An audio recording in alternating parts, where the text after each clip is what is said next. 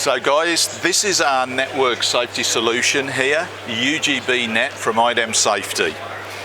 On the left hand side we have a die cast version, on the right hand side we have a stainless steel version.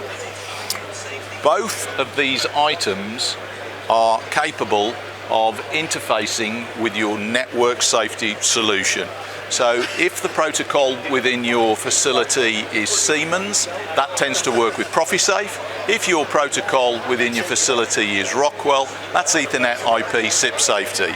Either of these units can be configured to suit either of those particular protocols.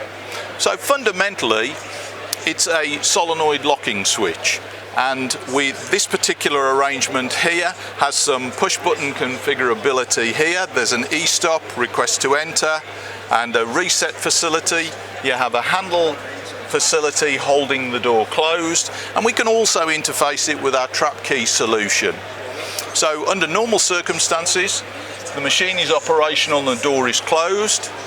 You request that the machine comes to the end of its cycle. Approve that, the solenoid will energize and it will actually release not only the handle assembly but also the trap key.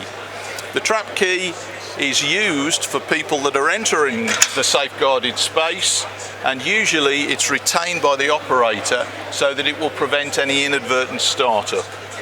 So to reset the system, close the door, return the key and reset. The machine is now operational.